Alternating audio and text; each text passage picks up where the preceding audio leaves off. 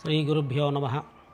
ఇక మూడో భాగంలో కుజుడి గురించి ఇంకోటి చెప్పుకుందాం. ఏంటంటే రుణాలు చేయడం. దీనివల్ల మనం బాధపడుతూ ఉండడం. రుణం ఎందుకు చేయాల్సి వచ్చింది అంటే మన ఆలోచన మన శక్తికి తగ్గట్టు కాకుండా, మన ఆలోచనకు తగ్గట్టు కాకుండా, మన సంపాదనకు తగ్గట్టు కాకుండా ఎక్కువ ఖర్చు కలగడమే దీనికి ఆలోచన. కాబట్టి కుజుడికి మనం పూజ చేసుకోవడం ద్వారా, 1-2 భాగాల్లో మనం చెప్పినటువంటి రెమెడీస్ చేసుకోవడం ద్వారా మనకి ఈ ఆలోచన సక్రమంగా తయారవుతుంది. ఇకపోతే సంతాన విషయంలో కుజుడు ఏ పాత్ర వహిస్తాడు? కుజుడు కనుక మన జాతకంలో 5వ స్థానంలో కానీ, లగ్న స్థానంలో కానీ ఉంటే భార్యాభర్త ఇద్దరికీ కూడా సంతానం అనేది కొంచెం లేట్ అవుతుంది. 5 ఏళ్ళు అయిపోయిందంటే ఇంకా సంతానం కలగలేదు, 10 ఏళ్ళు అయిపోయింది సంతానం కలగలేదు అని చాలామంది డిస్టర్బెన్సెస్ అవుతూ ఉంటారు. భార్యాభర్త ఇద్దరు కూడా చాలా డిస్టర్బెన్స్ అవుతారు. కారణం ఏంటంటే ఈ కుజుడు వల్ల వీళ్ళకి సంతానం కలగడం, మళ్ళీ గర్భం దాల్చడం, ఇదైపోతుండడం, ఇదంతా కూడా మగవాళ్ళ జాతకాన్ని బట్టి ఎక్కువగా జరుగుతుంది.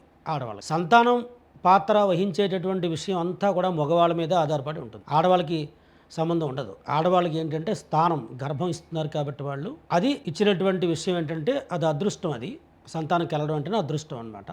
ఈ మగవాళ్ళకి సంబంధించిన దాంట్లోనే స్త్రీ పుడతారా పురుషులు పుడతారా అని చెప్పి తెలుస్తుంది. చాలామంది తెలియక అందరు నిందిస్తూ ఉంటారు.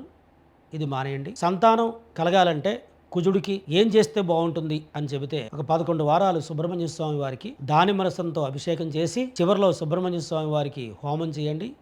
మధ్యలో నిష్టగా ఉండండి. అందరూ కూడా భార్యాభర్తలు కలవకుండా నిష్టగా ఉండాలి. అప్పుడు హోమం అయిన తర్వాత ఒక వారం రోజుల పాటు సుబ్రహ్మణ్య స్వామి వారికి ఉపవాస దీక్ష వహించి అప్పుడు ఇద్దరు కూడా హాయిగా ఉండాలి. ఇది సంతానం కలిగేటటువంటి రెమెడీ. కాబట్టి ఈ యొక్క జాతకరీత్యా సమస్యలు కానీ, మీ యొక్క రెమెడీస్ కానీ ఏదైనా కావలిస్తే ఈ కింద ఇచ్చిన నెంబర్కి కాల్ చేయండి. మీ ఛానల్ని మీరు అందరూ చూస్తుండండి. అందరికీ తెలియజెప్పండి.